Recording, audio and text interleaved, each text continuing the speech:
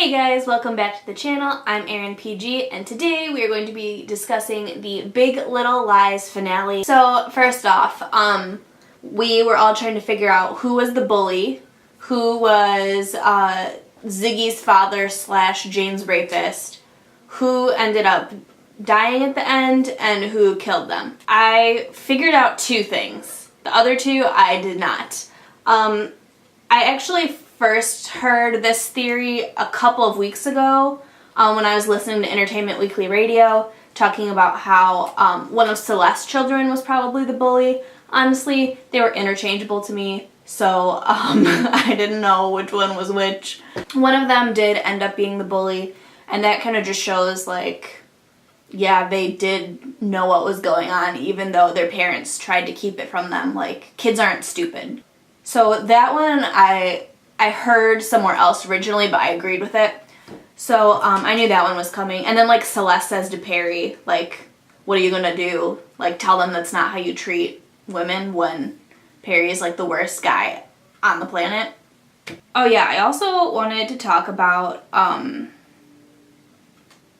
Madeline confiding in her daughter about cheating on Ed, which is, like, totally overstepping, like, no boundaries. I get these people, like, their families are all very dysfunctional, but, like, that to me was just, like, really?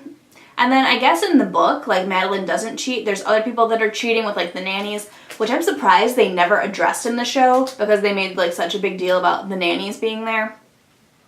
And then they never addressed, like, anybody cheating. I didn't read the book. I started to, and then I just found it too slow. I felt like the setting in the US for the TV show made more sense to me than, like, reading the book that was set in Australia. Like, just because the TV show was so fast-paced, I found the book to be too slow for me. Talked about that. I kind of assumed that, like, the rapist was Perry. I originally thought that he was cheating, going on all of these business trips, and it kind of, like, made sense to me, like, knowing that he was abusive and he's, like, going off. And I thought he was having affairs, but, like, it does make sense if he's, like, going across the country and, like, assaulting women and then just going back home and not having to answer for his consequences. It also kind of makes sense that Amabella would use Ziggy as a scapegoat because it ended up being the twins' half-brother. So, like, even on the first date, even if she was scared, you would kind of assume that, like, the little blonde kids would kind of look alike, you know? Especially being that they are actually related. And in the book, I guess, I did read parts of it, and then I, of course, looked up, like, stuff online about it. Celeste and Jane, they kind of talk about, like, Ziggy going to the funeral because, like, that was his dad, even though he didn't know it was his dad. Oh, yeah, by the way, it was Perry that dies. I mean, this whole thing's gonna be a spoiler, but, like, I didn't get to that yet. Yeah, Perry is the one that dies, pushed off a balcony / down stairs under construction. That was very strange. I didn't pick up on that. I thought it was gonna be one of the women that died, and I thought Perry was going to be the killer.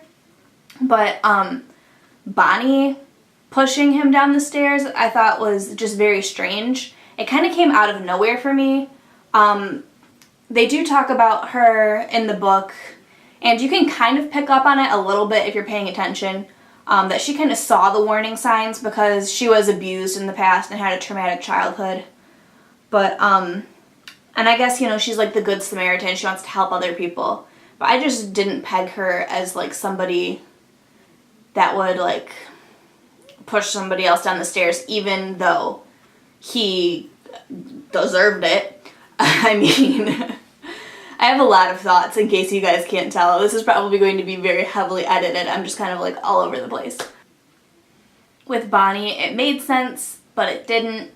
And then they all cover for her, which kind of shows, like, at the end, like, even though these women have been having these issues, there is solidarity. And before Perry came in and, like, fucked things up, like, they were apologizing to each other and trying to make amends. And even that when we knew that Celeste's son was the bully, like, she still, you know, went to Renata and was, like, very apologetic. And she dealt with her son, like, very well in that, like, she knows it's not his fault. He was, like, Celeste has the most fucked up life out of everyone. Her husband was an abuser and now he's dead. Her son was a bully and like trying to be like his father, and she, like, I don't know, Celeste, man, like, and like who better than Nicole Kidman for that? But also in the book, between Celeste and Jane, Celeste kind of offers Jane like financial support for Ziggy, because she's like, this is what, like, you know, he would have wanted, even though he's a really fucked up dude, like, he would have wanted his kids to be taken care of. So she helps out Jane financially. And then the show doesn't really go over this, but like it has all the women at the end, like at the beach, a very symbolic moment, like all together, and showing that they're all moving forward and all accepting each other.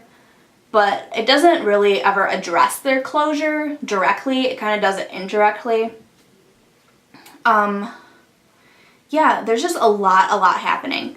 I also wanted to talk about if there would possibly be a season 2. I don't think there will be. I know that some of the actors are open to it, but I think it's okay to end open-endedly, even though there are still some things that haven't really been tied up nicely. This is me tying. I think for what it is, they could have gone like 8 episodes. I think they could have added more in there. They could have like addressed some other things that the book addresses, and like expanded some things more, like giving a little bit more background on Bonnie, maybe like tying up like the affair with Ed, or against Ed with the Avenue Q guy, which isn't in the book at all, I guess. Whatever. I think, yeah, there could have definitely been more, but I wouldn't want there to be a second season. I don't think there's going to be a second season, but with HBO, you never really know what's going on.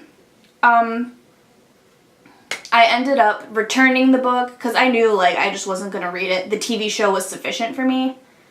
And I got another book, so I will have a book review on that.